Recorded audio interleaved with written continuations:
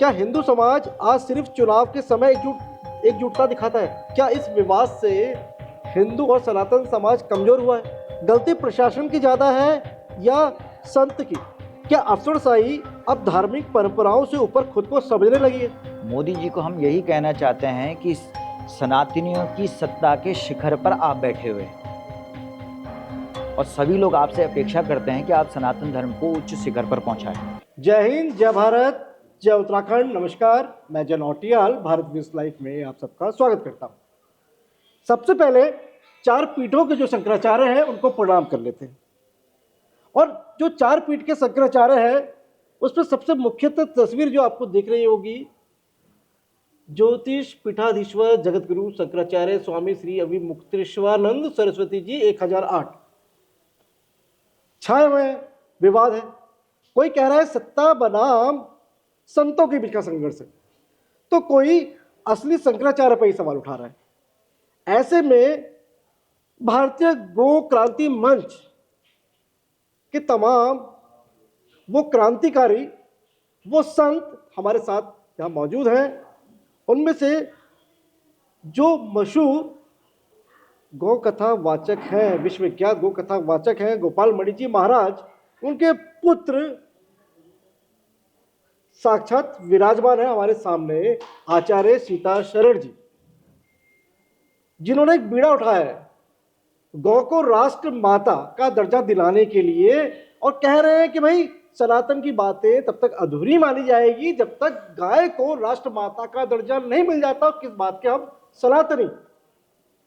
और इनके कार्यक्रम में मैं जब गया तो शंकराचार्य का भी बड़ा सम्मान और बड़ा भव्य स्वागत किया उन्होंने। कहीं ना कहीं शंकराचार्य का भी समर्थन है गौ को राष्ट्रमाता का दर्जा देने के लिए, लेकिन सरकारें हैं कि भी टस से मस नहीं हो रही है। ऐसे में इन्हीं से बात कर लेते हैं, जान लेते हैं कि सनातन की परिभाषा क्या है और ये जो विवाद है ये संत बनाम सरकार है या कुछ और। सीता शरण जी, स्वागत है आपका। कहां से शुरू करें? सबसे पहले तो मैं आपका धन्यवाद करता हूं भारत न्यूज़ लाइव का, जो आप जिसके सर्वे सर्वा हैं, और अजय नौटियाल जी जो हमारी बात को मीडिया तंत्र के माध्यम से पहुंचाना चाह रहे हैं। तो हम तो यही कहना चाहते हैं कि भाई सनातन धर्म भारतवर्ष में जिस मुहिम में पहुंचा है उसमें सबसे बड़ा योगदान अगर है तो साधु संतों का है। तो सवाल तो यही हो रहे हैं ना जी। शंकराचार्य अपने चार लगा रखे हैं जी।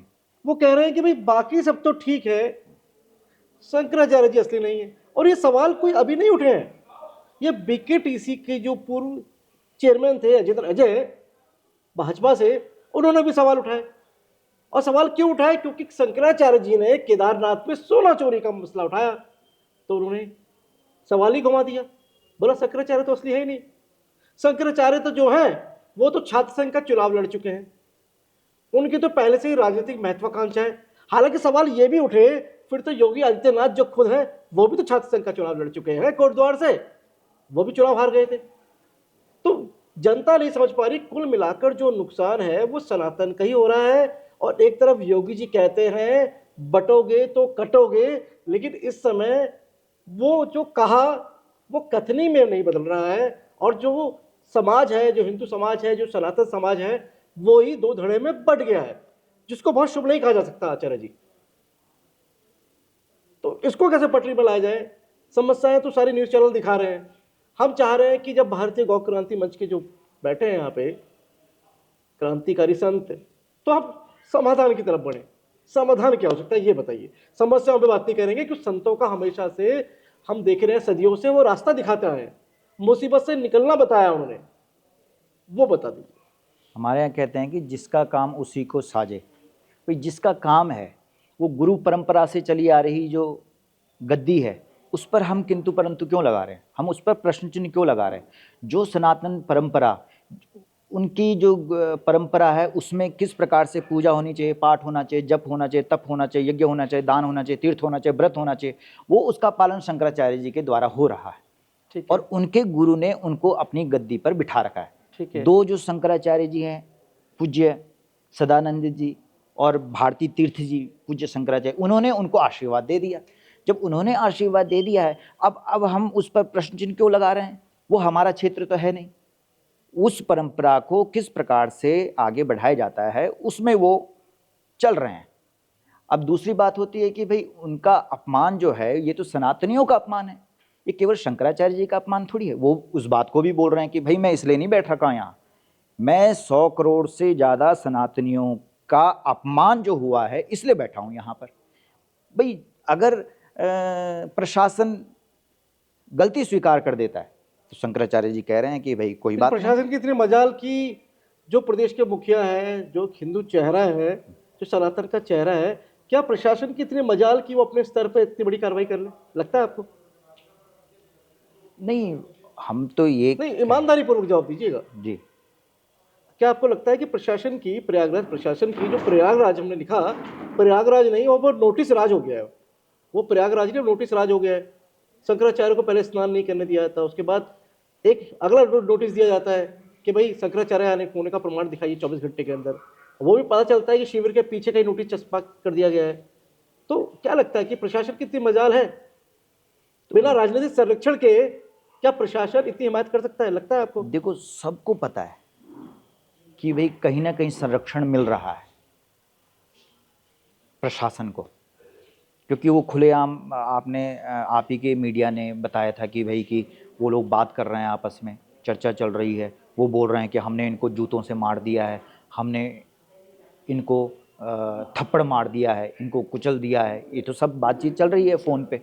तो कहने का मतलब हमारा यही है कि सनातन सत्ता को हम लोगों ने जिस स्थान पर बिठाया है और ये अपेक्षा की है कि ये सनातन धर्म की रक्षा करेगी, तो जिस सनातन धर्म पर आज इतना बड़ा विपदा आ गई है, ये तो केवल शंकराचार्य जी में विपदा नहीं आई है, ये तो उन बटुकों की शिखा खींच करके, हमारे यहाँ तो शिखा का संबंध मंदिर की ध्वजा से कहा गया है कि जो सम्मान मंदिर की ध्वजा का होगा, अगर आपके पास अंदर जाने का समय नहीं है मंदिर के अंदर तो कोई बात नहीं, धर्म ध्वजा को देख करके आप प्रणाम करो तो आपको वही पुण्य लगेगा मंदिर के अंदर प्रणाम करने का। और वही सम्मान हमारे यहाँ शिखा का बताया गया है, और उसी शिखा को खींच करके और घसीटा जा रहा है, तो ये तो सनातन का अपमान है।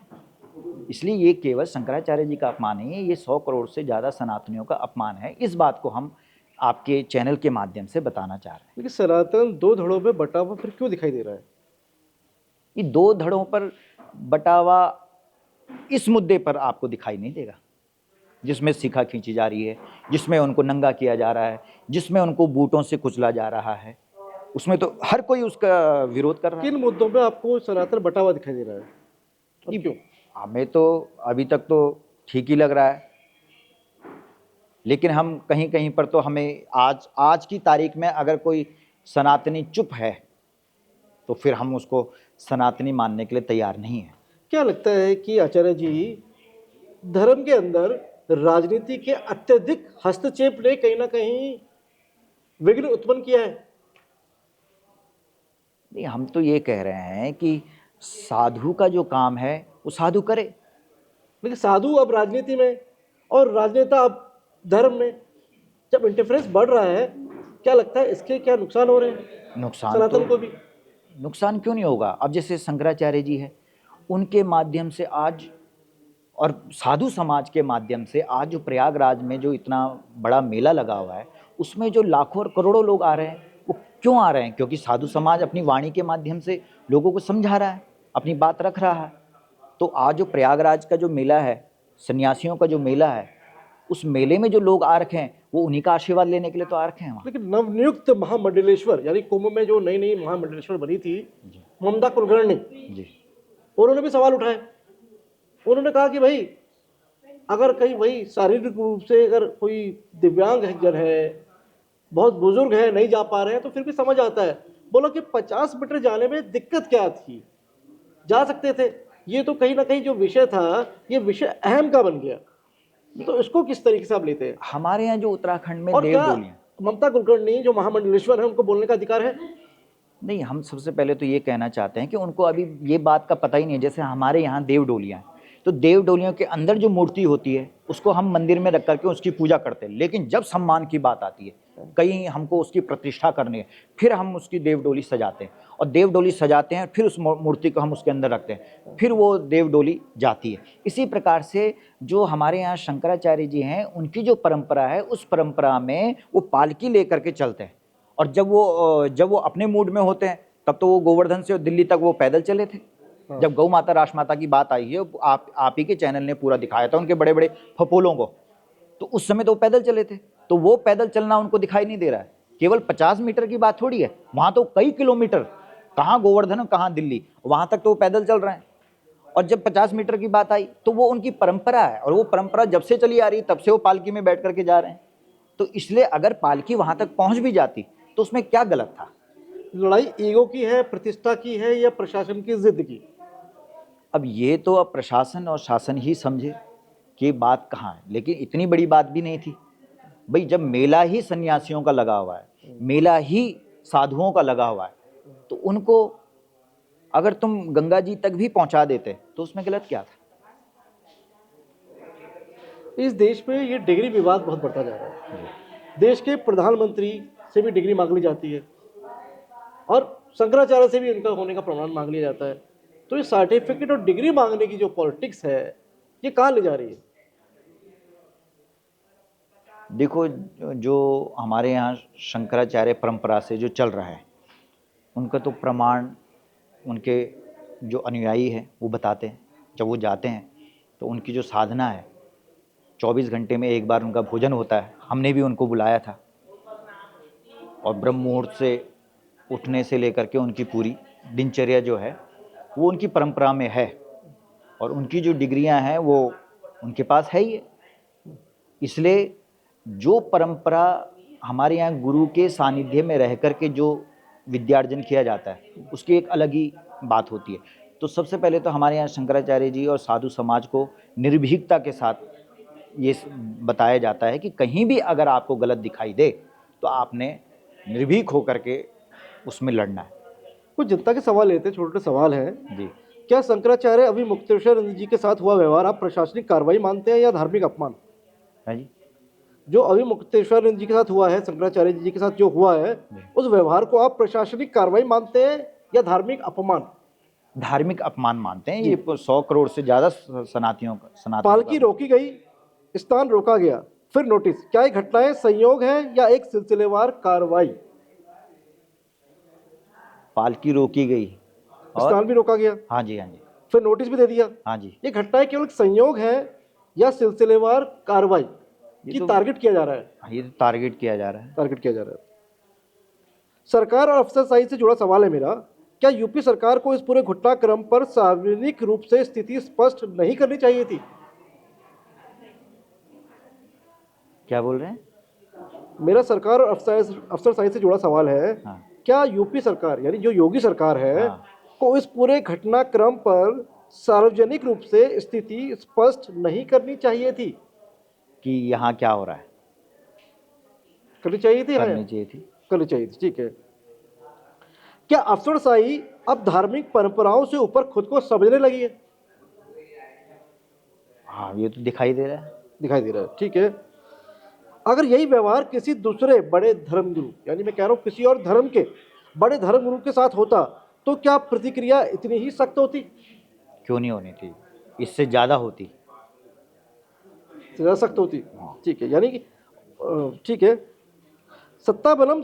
जो सत्ता बनाम संत का जो ये टकराव है, ये टकराव कानून व्यवस्था का है या वैचारिक असहमति का? वैचारिक असहमति का।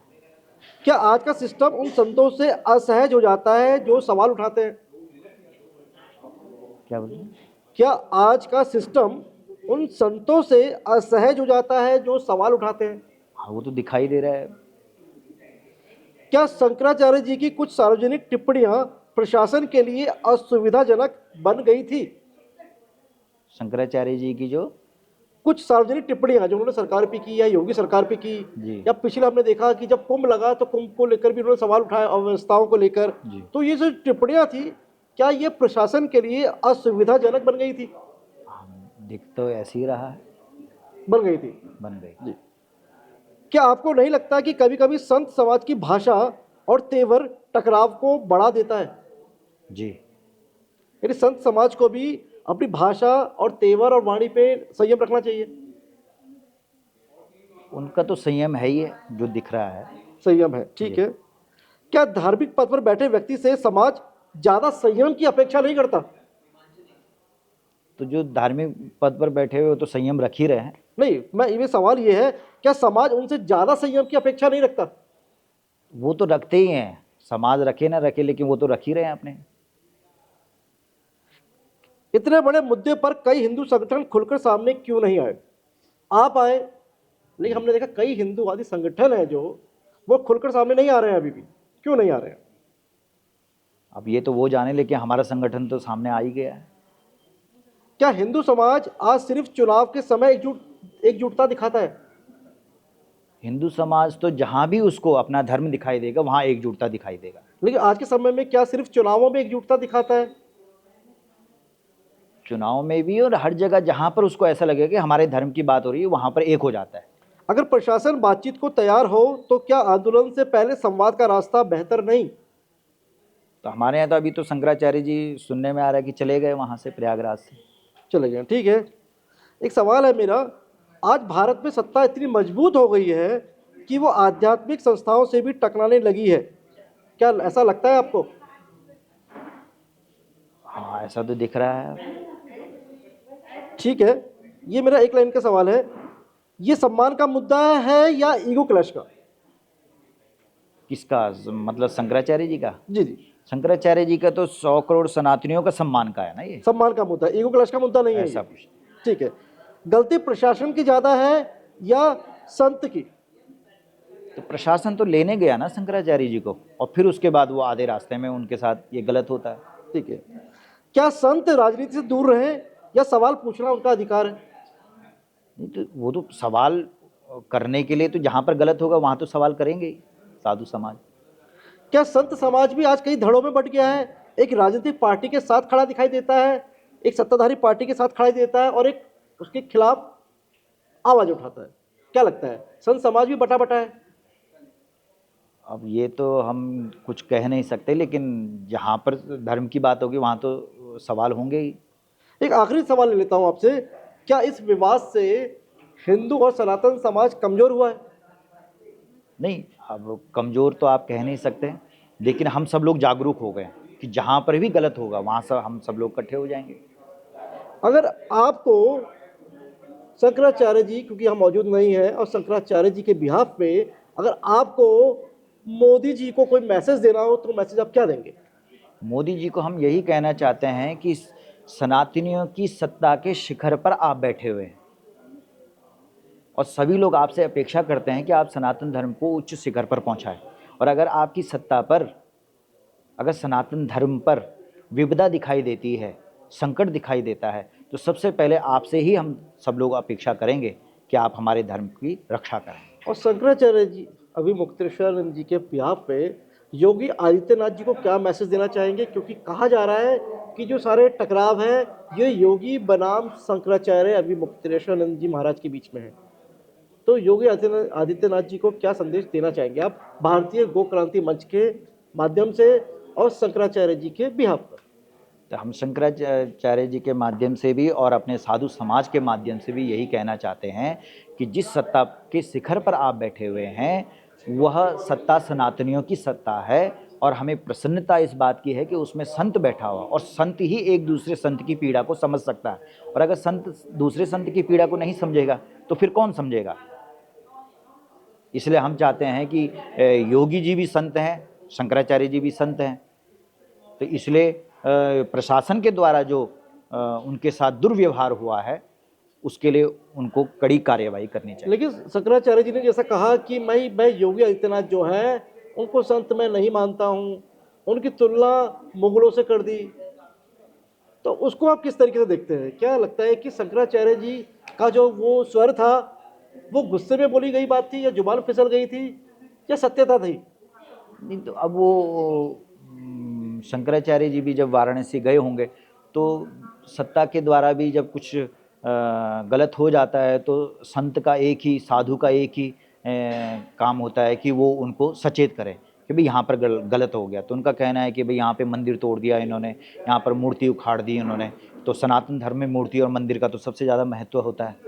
तो इस बात को रह करके उन्होंने इस बात को कहा। तो योगी जी को मैसेज दे दीजिए आप। योगी जी को हम यही कहना चाहते हैं अब बैठ कि जाइए, साथ बैठ जाइए, दोनों एक साथ बैठ करके और इसका हल निकल जाएगा, निकल जाएगा और सनातन को मजबूती मिलेगी और उच्च शिखर पर पहुंचेगा। जी सवाल बहुत है और जवाब भी अगर हम ढूंढने बैठे तो जवाब भी कहीं ना कहीं यही छुपे बैठे हैं। बस जरूरत है एक पॉजिटिव इंटेंशन की कि आप दिखाइए तो सही कि हाँ भाई आप समस्या का समाधान चाहते हैं। संत समाजों को साथ में बैठना होगा और समस्या का समाधान करना होगा, क्योंकि छवि इससे प्रयागराज की ही नहीं, उत्तर प्रदेश की ही नहीं, कहीं ना कहीं जो देश की इमेज है वो एक बहुत ही गलत इमेज कहीं ना कहीं देश दुनिया में जा रही है। उम्मीद है समाधान भी निकलेगा और जो हट धर्मिता का रास्ता वो चाहे कहीं से भी अपनाया गया हो, उससे हट धर्मिता को छोड़कर प्रेम सद्भावना का रास्ता अपनाया जाएगा। मैं भारत न्यूज़ लाइव के लिए कैमरा सहयोगी शिववर्धन सिंह के साथ अजय नौटियाल।